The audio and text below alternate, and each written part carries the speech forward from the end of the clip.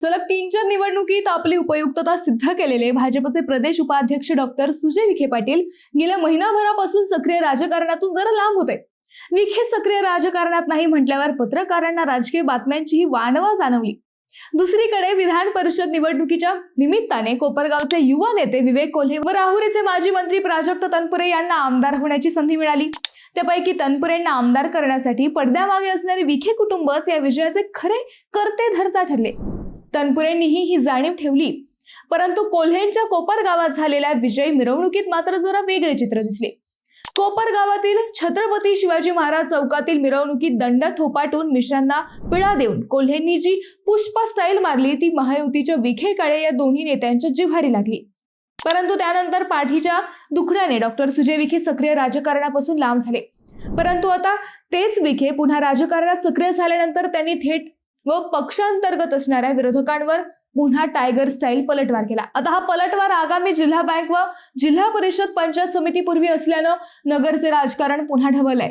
एकीकडे संपूर्ण जिल्हा भाजपमय होत असताना विखेंसारखे काही नेते आपले पूर्वीचे हिशोब चुकते करताना दिसले तर मग मात्र रंगत येणार आहे। नेमकं कसं चाललंय नगरचं राजकारण हाच विषय आज आपण समजून घेणार आहोत। नमस्कार, मी अद्वैता आणि आपण पाहत आहात अहिल्या नगर लाईव्ह 24 नगरी राजकारणाचं परफेक्ट अनालिसिस। 2 वर्षांपूर्वी झालेल्या विधानसभा निवडणुकीत कोपरगाव विधानसभेची जागा महायुतीत राष्ट्रवादीच्या वाट्याला गेली। भाजपकडून इच्छुक असलेल्या विवेक कोल्हेंना या निवडणुकीतून माघार घ्यायला लावण्यात भाजपला यश आलं। परंतु त्यावेळीच मुख्यमंत्री देवेंद्र फडणवीसांनी कोल्हेंना पुनर्वसनाचा शब्द दिला होता। तो शब्द 2 वर्षांच्या आत पाळला गेला। कोल्हे विधान परिषदेवर बिनविरोध निवडून आले। याच कोल्हे घराण्याचं गेल्या काही वर्षांपासून लोणीच्या विखे कुटुंबाशी जमत नसल्याचं दिसलं। परंतु तरीही पालकमंत्री या नात्याने मंत्री राधाकृष्ण विखेंनी कोल्हेंच्या कोपर गावातील सगळ्याच कार्यक्रमांना हजेरी लावली। नगरपालिका निवडणुकीतही विखे हे कोल्हेंच्या स्टेजवर दिसले। केंद्रीय मंत्री अमित शहा यांच्या कार्यक्रमालाही मंत्री विखे कोपर गावात आले।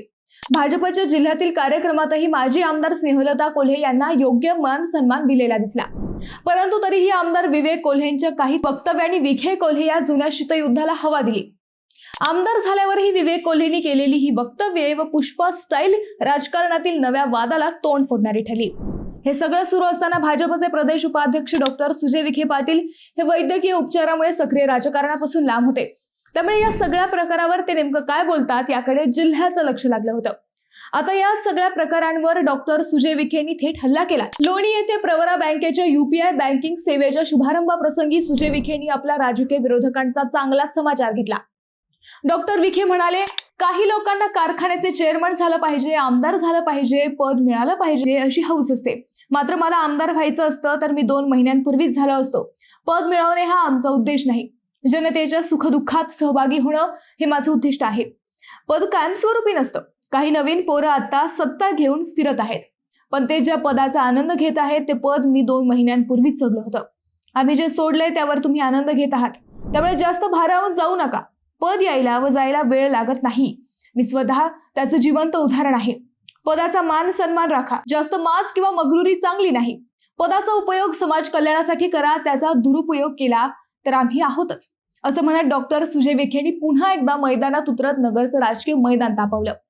राजकीय विरोधकांवर निशाणा साधताना डॉक्टर विखे यांनी आपल्या मेंदू विकार तज्ज्ञ असल्याचं सांगत मिश्किल टिप्पणी केली। ते म्हणाले, गेल्या 6 महिन्यात आम्ही आमची ताकद दाखवून दिली, त्यामुळे फार चर्चा करण्याची गरज नाही। मी मेंदूचा डॉक्टर आहे। काही काळ कामात व्यस्त असल्याने बाहेर होतो, त्याचा फायदा घेत काही मनोरुग्ण मोकाट सुटलेत, पण आता हा डॉक्टर परतला आहे। मोकाट सुटलेल्या सर्व मनोरुग्णांवर आता वेळेत आणि योग्य उपचार केले जातील। विखेंच्या याच विधानावर एकच हशा पिकला। विखेंनी आपल्या भाषणात कुणाचंही नाव घेतलं नसलं तरी ते कुणाविषयी बोलत होते हे मात्र जाणकारांनी हेरलं। येत्या काही दिवसात जिल्हा सहकारी बँक व जिल्हा परिषद पंचायत समितीच्या निवडणुका होणार आहेत। या सगळ्या निवडणुकींच्या पार्श्वभूमीवर डॉक्टर सुजय विखे पाटील यांचे हे आक्रमक रूप राजकीय वर्तुळात चर्चेचा विषय ठरले। नगरचं राजकीय वातावरण या निमित्ताने पुन्हा तापणार हे विखेंच्या भाषणातून स्पष्ट झालं। भाजपमधील विखे विरुद्ध कोल्हे हा संघर्ष होणार की वरिष्ठांच्या मध्यस्थीनंतर हा वाद थांबणार हे येत्या काळात समजणार आहे। परंतु विखेंची आतापर्यंतची रणनीती पाहता प्रत्येक विरोधकांना त्यांनी जागा दाखवून दिल्याचा इतिहास आहे। त्यामुळे कोल्हेंची पुष्पा स्टाईल त्यांना काय किंमत मोजायला लावते हे लवकरच समजणार आहे। मित्रांनो, तुम्हाला हा विषय कसा वाटला हे आम्हाला कमेंट करून नक्की कळवा। विखेंनी हे वक्तव्य कुणासाठी केलं हेही आम्हाला नक्की कळवा। शिवाय व्हिडिओ आवडला असेल तर चॅनलला सबस्क्राईब करून व्हिडिओला लाईक करायला विसरू नका. पुन्हा भेटू नव्या विषयावर. तोपर्यंत धन्यवाद.